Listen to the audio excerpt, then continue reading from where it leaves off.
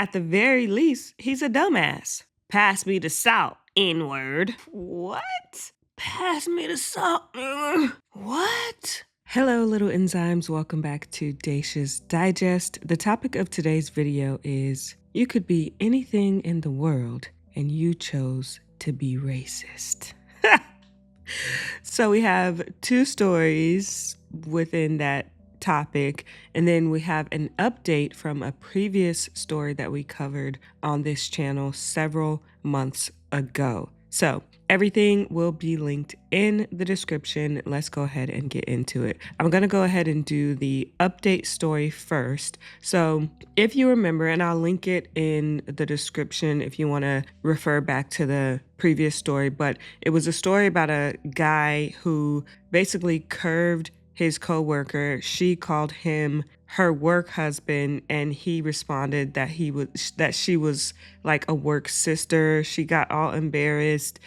He ended up getting, because they used to travel together for work, so he ended up getting someone else, another girl, assigned to be his travel partner. Then there were rumors that that girl was doing some nefarious activities. She ended up getting unassigned, and there was like an investigation. So the old lady, I think her name was Mary, came back and was working with him again. And I think that's basically where we are in this story. Again, I'll put the link for the original story in the description if you wanted to catch up. But here is the update that was posted today, 10 hours ago. It says, update, am I the a-hole for calling my coworker work sister after she called me work husband in front of everyone? I wrote a post 6 months ago regarding calling my coworker Mary work sister and upsetting her in the process. Things got really weird afterwards, and I was paired with another coworker, Carolina, for work trips. Someone anonymously tipped Carolina's boyfriend that Carolina was engaged in messaging explicit pictures to her coworker, and he in turn reported her to our HR as revenge before breaking up with her. No one explicitly said it, but I could see that everyone suspected me to be the other person. After that, Mary and I were again asked to travel together despite my reservations, mostly because others did not want to travel with me. I am sorry I did not write an update because nothing noteworthy happened until last Friday, and my wife, Brooke, and I have been arguing ever since about what to do next. I have been applying for similar positions in the last few months, but it is hard to find a similar job in this market. Brooke has expressed her reservations on me traveling with Mary, but also understands that I would stop traveling with her if I could. We have bills and a mortgage, and I cannot just leave my job. Just like most commenters on previous posts, she believes that Mary framed Carolina. I have been extremely professional with Mary during our travels. Things are not as before, where I would consider her my close friend. I am always guarded around her and try to spend most of my time in my room after work. Carolina stuck around for around a month after I wrote the post when the HR was investigating the incident. I tried to support her initially and also told my manager that she had been very professional. However, rumors started spreading around that I am going above and beyond to save her job, and she spent a lot of time in my office talking to me alone. We mutually decided that the optics were not good and started distancing ourselves. She resigned a month after the incident because she told me she cannot take it anymore. From what I know, she is still looking for a job. Mary, on the other hand, seems to be happy on our work trips. Although I act extremely professional around her, a part of me knows that she might be the person who framed Carolina. I have no proof, just intuition. I also feel Mary is the one spreading rumors about Carolina and me in the office. She always plans for dinners after work and sometimes asks me to get a drink at the hotel bar like we used to do before. I generally avoid drinking on these trips now. There were a few times where she insisted that I get a beer, but I told her that I am already on thin ice at work and promised Brooke, his wife, I will not drink on these trips. This has not stopped her from getting hammered and me having to drop her to her room at the end of the day a few times. Brooke has been very supportive through the whole time and has never once suspected me or blamed me for anything. She has asked me not to drink on these trips and also to make sure I call her every night when I reach my room and when I go to sleep. I also voluntarily installed a location tracking app on my phone so that she has peace of mind knowing where I am during these trips. Now on to the incident from last Friday. We had a Christmas party last Friday at our office. Brooke joined me and the party was great. Mary asked me for a dance, but I declined, and Mary did not look thrilled about it. The audacity to ask a man for a dance, just given your history when his wife is right there. Girl, come on. He continues, Brooke was lovely and we danced together for most of the night. There was one point where I was talking to my manager and a few other colleagues, and Brooke was talking to my manager's wife. Mary interrupted them and started bragging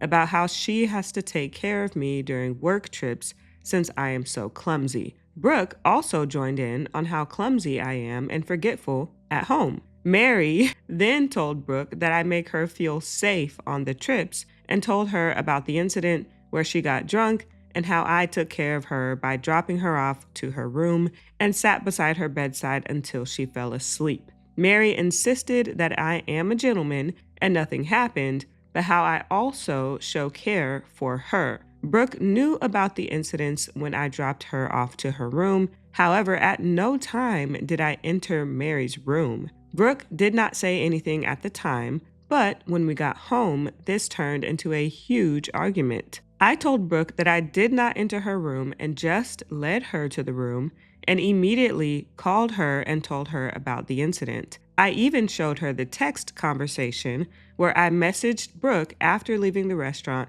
and when I got to the room, along with timestamps. After Brooke calmed down, she told me that she believes me, but it's crazy how fluently Mary lied to her in front of my manager's wife. She told me that Mary is just trying to plant a seed of doubt in her head, and she cannot pretend anymore that she is okay with Mary. She told me that Mary ruined Carolina's career, and if she does not get her way, she might do the same to me. Brooke has asked me if I can draw a red line on traveling with Mary, and if my manager does not accept, I should just resign. I feel Brooke is right and nothing is more important to me than her. However, it feels so crappy to be in this situation where all my hard work to reach this point in my career will be ruined. I do not know what to do next. I am really hoping to get advice and ideas on what I can do here. I just feel so trapped and not sure what I can do at this point. That sucks. That really sucks. So that's where he is now. It's essentially he's at the point where he might have to consider quitting his job because of Mary, which is just wild. I mean, I think I remember from the previous stories, the reason why he couldn't travel with other people is because they were already like coupled up and nobody wanted to like switch around. Nobody was willing to switch around their assignments. So he basically just had to like deal with it. But now that he's at the point where he's basically has an ultimatum, like either you switch or you leave the job. He doesn't really have like a choice. So hopefully management can try to work something out, because that would really suck, like he said, to have to give up everything that he's worked for in his career so far just because of this crazy lady who's delusional. That, or hopefully he gets a new position soon. But I just wanted to give that update and we'll go ahead and go to the next story. So this one, the title is Someone Sent an Old Recording of Me Saying a Racial Slur to HR. How do I defend myself? It says, so I work full-time for a popular clothing brand. For context, I've been here for 4 months. I get along with everyone and hang out with them outside of work and meet my deadlines. Over the last few weeks, I had a falling out with an ex-friend, and they shared an audio recording of me saying a racial slur with my company's HR department. This recording is about 2 years old, and I said that slur out of anger while playing a video game. Side note, but I'd like to skip the lecture on me saying this slur. I've recognized how bad it is to say and stopped using that word at around the same time I said it in the recording. At this point, I'm just waiting to hear something from my manager or HR this week. Do companies just fire employees without getting their side of the story? If they ask for my story, do I admit it? I'm even considering getting personal and saying that it's a friend trying to ruin my career and potentially lying, saying that they're using AI to generate the audio. Is that too much? That's too much. I mean, I don't think I would ever find myself in this situation, but like, on the one hand, I want to be like, just own up to it. Like, you said it, own up to it. On the other hand, again, like, I don't ever see myself in this situation, but if I were this person, I probably would just deny. Like, what is that? I don't know what that is. That's not me. But I wouldn't just go and make up a completely new story, because then that would just be an extra level of deception. I just don't understand when people like resort to like saying slurs when they're mad like that. I don't know. It just doesn't make, and then all of a sudden you just, I know that it's not good to say. Maybe it's a different perspective that I don't have because I have a different upbringing, but it just doesn't make sense to me. Anyways, so some of the top comments. What kind of friend holds on to blackmail material for years? I'd really question if they were a true friend who had your best interests at heart at any point in time. This person not asking the questions that matter. I don't think that's the main point here. I mean, yes, but then again, like, what if they weren't holding it onto it specifically for blackmail? What if like it was already recorded and saved somewhere and they just happened to remember that they had it? You know, it could be that situation. At the end of the day, they wouldn't have it unless OP said it in the first place. So again, I don't think we're really asking the important questions here. Someone else said, unless you said it on site in the workplace with a witness, there's no point for HR to get involved. If it's mentioned by HR, just say it was taken out of context and re-edited by an ex-friend. Also, try to be a better person. Unless HR is looking for reasons to get rid of you, you should be fine. Another person, how do they know it's really you? Deny it. And so an update, this was the next day. The title is HR confronted me about an old recording of me saying a racial slur. In short, if anyone has a similar problem, get along with your team and deny everything. Even better, don't say anything offensive to begin with. Exactly.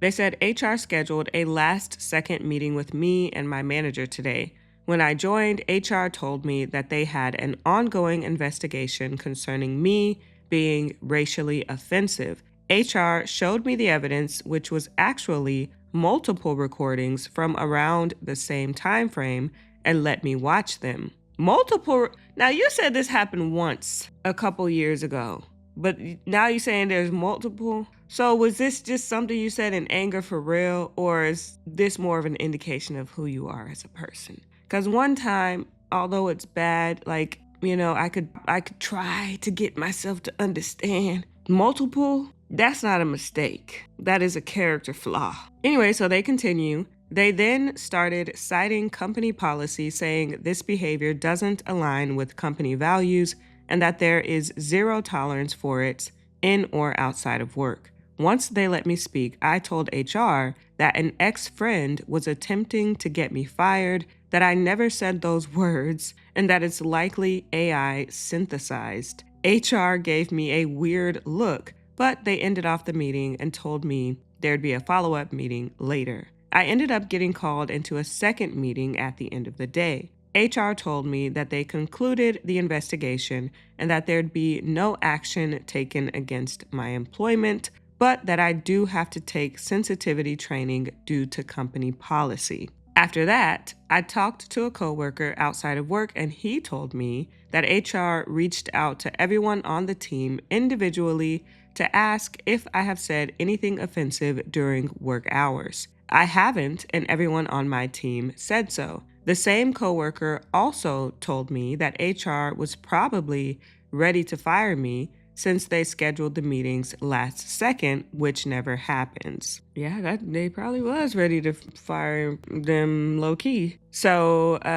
some of OP's comments, someone said, "So you lied and your takeaway is lying is the best thing to do?" OP responded, "In this situation, yes, since admitting to it would have gotten me fired. The more obvious takeaway is to never say any racial slurs to begin with." Another comment, anyone else finding it interesting how it went from one slip up due to anger to multiple recordings? LMAO, I hope your company finds this post and fires your simple ass. That's what I was thinking too. Like, wait a minute, you said it was a slip up. Now they saying they had multiple recordings. Like, what? OP said, yes, he sent multiple recordings of me on the same game, but he only made me aware of one. I never said that the slip up was a one and done, but I did say that I recognized how bad this slur was to say and that I stopped using it at around the same time. So this person was using it regularly, because there's no way you're just comfortable enough to say a racial slur to the point where someone has multiple recordings of you saying this racial slur.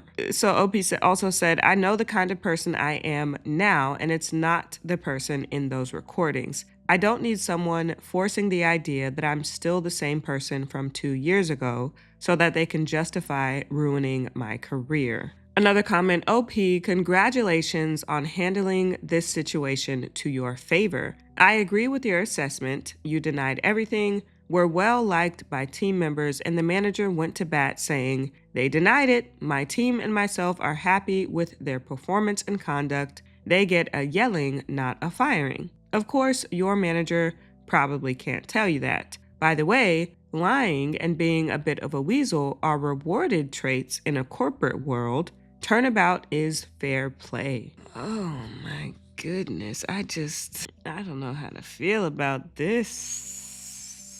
And another person, so for the HR team currently watching this investigation, they now know that you lied. Also, as HR, who has conducted many of these investigations, yes, we do schedule meetings that late without intending to term. And then another person, so are you like 15 now? Why do you keep saying it was 2 years ago like that was a long time? Someone responded, this. The fact that this guy was a bigot 2 years ago and acts like that was a long time ago is wild. And he magically stopped using slurs exactly 2 years ago after multiple recordings of him were made. I'm sure he's a totally different person now. What? He lied about it at work and is bragging about it on the internet? Bastion of morality, this guy. Yeah, I guess maybe that's the part that kind of is like, I'm not feeling,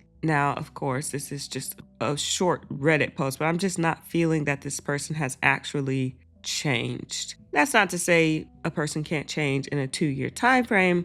I do think that is possible, but just the tone of this is not giving me confidence that he or they have really changed. Let me know what you guys think. Put it in the comments below and I'll go to the next story. This is also racially motivated. The title is, Am I the a-hole for breaking up with my boyfriend because he called my mom the N-word for a prank?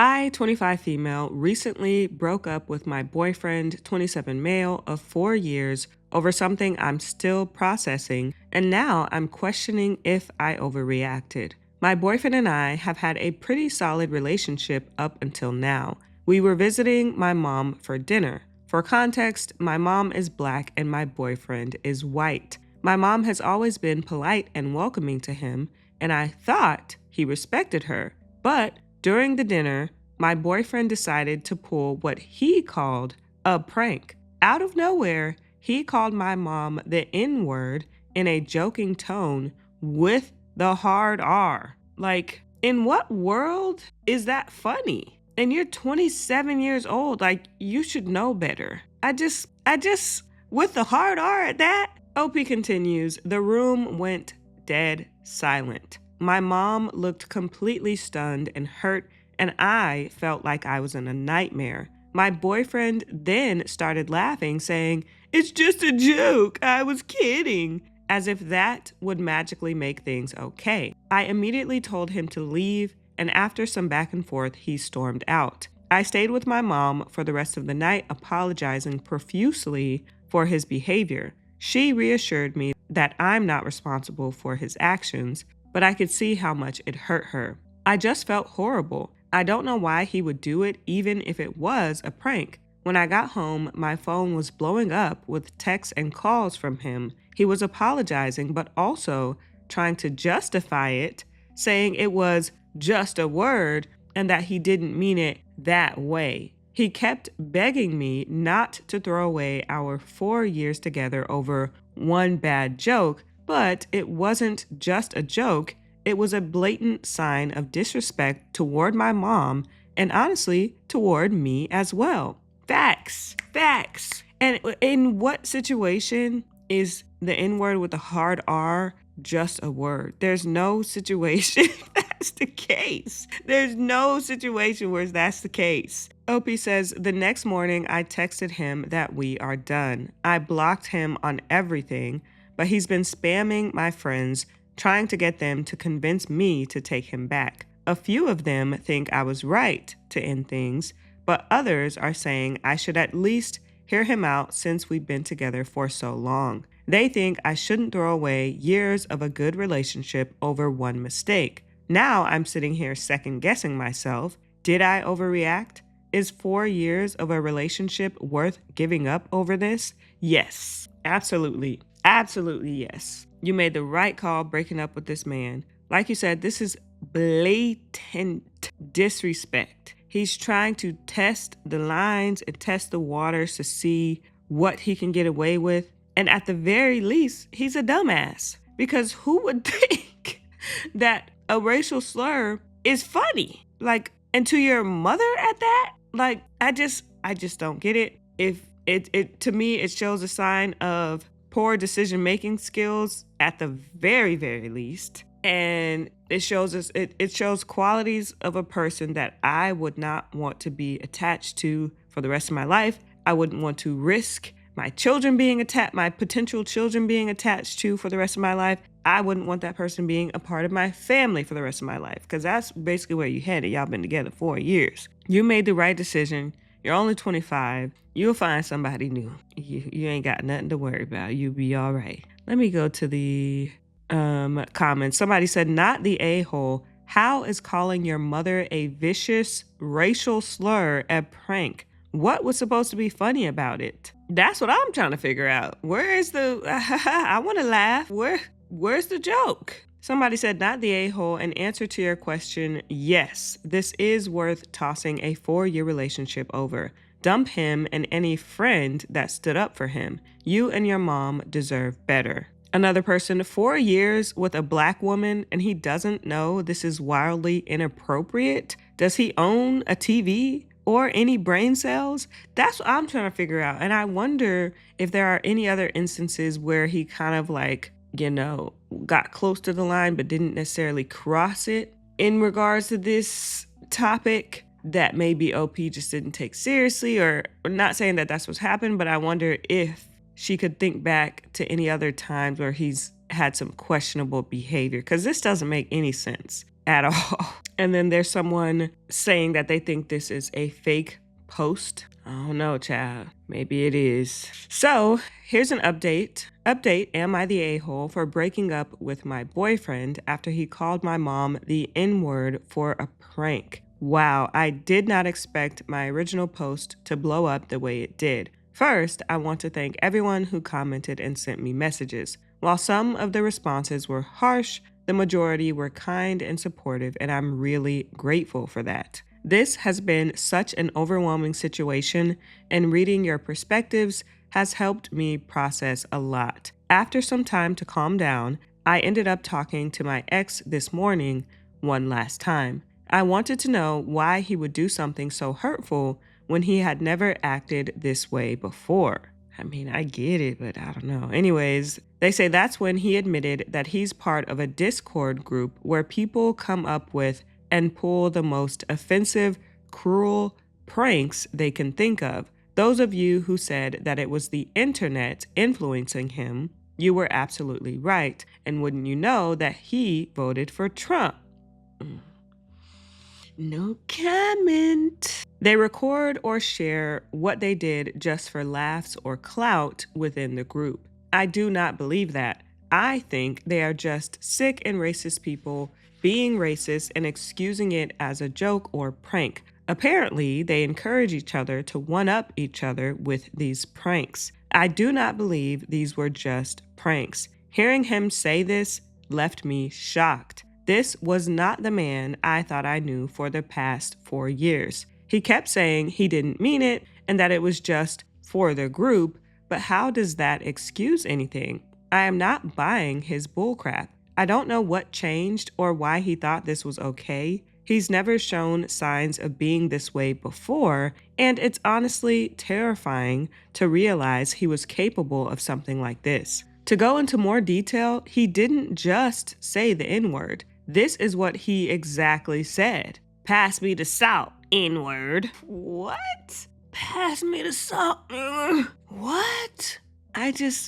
Opie says, which is worse than just the N-word by itself. As for the friends who told me to hear him out and not throw away our relationship, I've gone low contact with them. The fact that they expected me to forgive something so vile made me question if they truly understood the gravity of the situation or if they even respected me. I don't need that kind of energy in my life right now. Also, to address something a lot of people asked about, yes, I'm fully Black, and no, this isn't a joke or an exaggeration, although I wish it were. It's been painful to explain this to people and even more painful to know some still think this is something I should get over.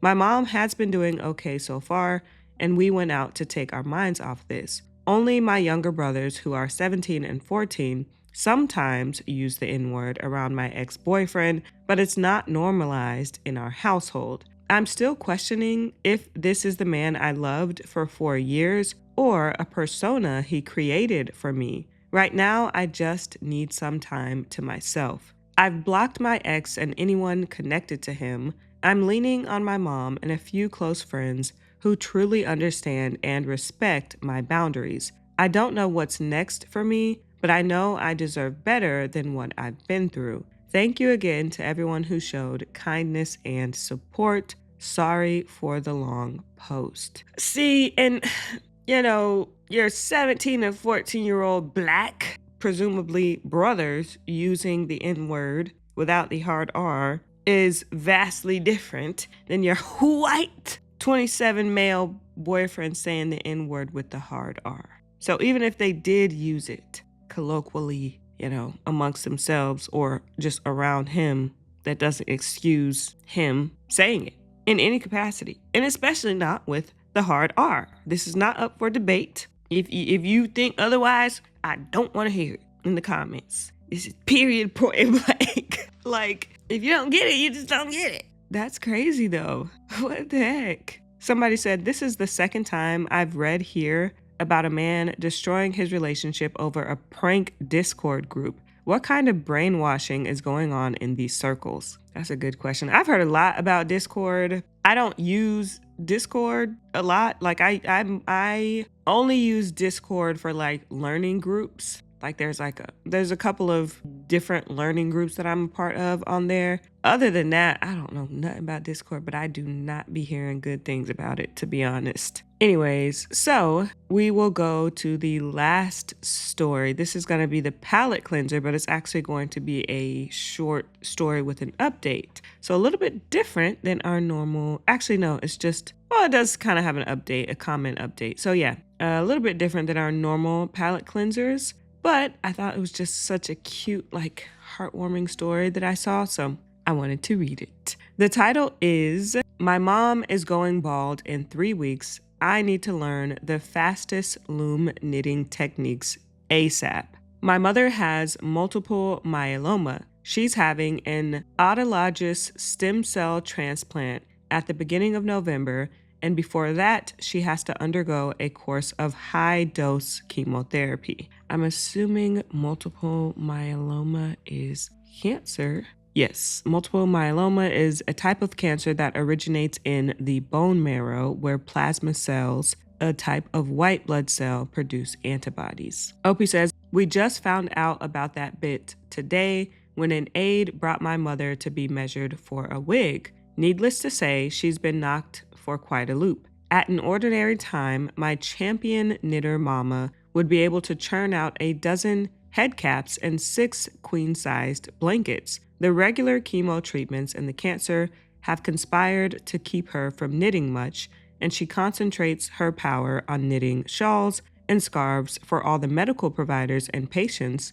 with whom she comes into contact. I'm not kidding. The last time she was in the hospital, I had to haul 30-gallon bags full of scarves and shawls to her room so she could give them away. She spent the first week whacked out on Dilaudid and morphine, alternating every 2 hours, and she was still knitting. Like narco-nod and knitting. It was amazing and hilarious, but don't tell her I said that. I don't have her talent in knitting. For some reason, that gene transmuted into an embroidery talent. I have a couple of knitting looms, but I'm very slow on them. The crux of the matter, I want to knit as many cowls and hats and lap blankets for my mother as fast as humanly possible. I have multiple looms so I can have multiple projects going at the same time. But I need to know, what are the fastest stitches, techniques, tips, cheap tricks for a newbie on looms? I don't care what they look like, just that they be a fast finish. I have plenty of yarn, pegs, hooks, and hoops. Please, please, please tell me how I can knit lots of things to keep my mama warm in the coming months. Oh, I'm getting a little emotional. That's just so sweet for her to do, and I feel like I have a soft spot for like people who have cancer and things. My mom passed away from cancer when I was like really, really young. I had an uncle pass away from cancer. Just recently, I had a close loved one go through cancer. Luckily, it's, in remission currently. But it's just, why did I do this story? It's just very sweet of her to do that. Let me go to the comments. Someone said, just wanted to send internet hugs here. I'm also a child of a mom with cancer. I'm stunned that your mom has the energy to knit all the things, but I'm glad she does. Wishing you and your mom the best. Opie said, my mom is Chuck Norris in a little old lady suit with knitting needles. Thank you for the internet hugs. Someone else said, hugs to your mom. She and I will both be getting transplants at the beginning of November. The only thing I feel I can add to this thread that might be helpful to you is in regards to hats. When she loses her hair, her scalp is going to be very sensitive, even more so than a regular person going bald for the first time because of the chemo. So when you pick the yarn specifically for hats, make sure you pick the softest ones you have. I find wool, even only 20% wool yarn, to be excruciating. I know that's not helpful for the speed thing, but as a newbie knitter, I can't help with that. Good luck. That is a good point because the softer, the better. I do agree. So OP's kind of comment update, she said, I took everyone's advice about using soft, fluffy yarn. I finished the hat in the picture while mom was getting her stem cells harvested. When the nurse coordinator came to say hello, mom asked her if she could donate knitted shawls to the various oncology units. The nurse coordinator was downright gleeful at the offer because apparently the genius architects that designed the oncology floors put the HVAC vents directly above the patient beds. She then turned to me as I was putting the finishing touches on the hat and said, how many of those can you crank out? And that is how I became the volunteer hat knitter for Upstate University Hospital and Golisano Children's Hospital. My sitting room has been taken over by Bernat blanket yarn. I've swiped every knitting loom of my friends and family that I can get my hands on, and am madly cranking out hats. It sounds like such a small thing, but it gives me meaning and passion. My mother has demanded a pom-pom, ear flaps, ties, and tassels for her next hat. And there we have it. That is the last story of the video. I just thought that was just a sweet story. There are good people in the world, and you can be a good person too. So, thank you guys so much for watching, and I will see you in the next video.